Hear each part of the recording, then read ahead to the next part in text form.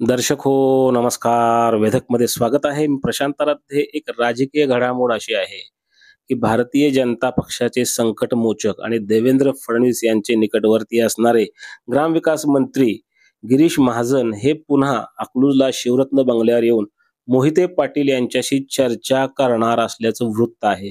कालपासून म्हणजे शुक्रवारपासूनच याबाबतची माहिती दिली जाते, की गिरीश महाजन हे अकलूजला येऊ शकतात. शनिवारी सकाळी येतील अशी शक्यता वाटत होती.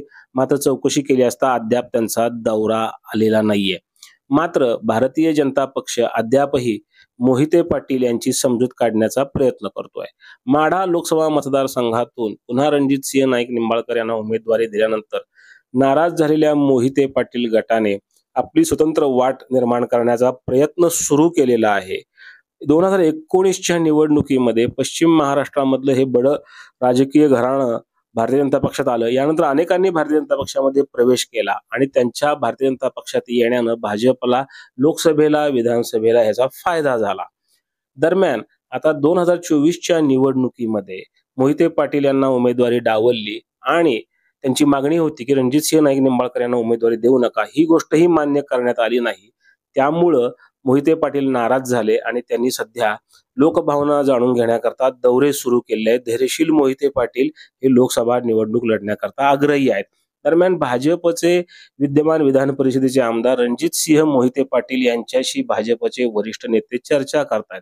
देवेंद्र फडणवीस यांनीही 2 वेळा त्यांना सागर बंगल्यावर बोलावून घेऊन त्यांच्याशी चर्चा केली आहे. मात्र अद्यापही धैर्यशील मोहिते पाटील हे आपल्या भूमिकेवर ठाम आहेत. त्यामुळे सुरुवातीलाच गिरीश महाजन हे मागील 10 दिवसापूर्वी शिवरत्न बंगल्यावर आले होते. त्यांनी चर्चा केली होती. मात्र ते पुन्हा आता शिवरत्न बंगल्यावर येऊन मोहिते पाटील यांच्याशी चर्चा करणार असल्याचं सांगितलं जात आहे. दरम्यान मोहिते पाटील यांच्या विना माढा लोकसभा मतदारसंघामध्ये भाजपचं घोडं अडतंय का, असं चित्र निर्माण झालेलं आहे. कारण माढा लोकसभा मतदारसंघ असेल किंवा सोलापूर लोकसभा मतदारसंघ, इथलं वातावरण जे आहे ते थोडंसं बदलल्याचं चित्र गेल्या काही दिवसांपासून दिसतंय. जी स्थिती 2014 आणि 2019ला होती, तशी मोठी मोदी लाट ह्या मतदारसंघामध्ये दिसत नाहीये. सहकार पट्टा, शेतकऱ्यांचे प्रश्न या विषयामुळं अद्यापही या मतदारसंघांचा अंदाज येत नाहीये.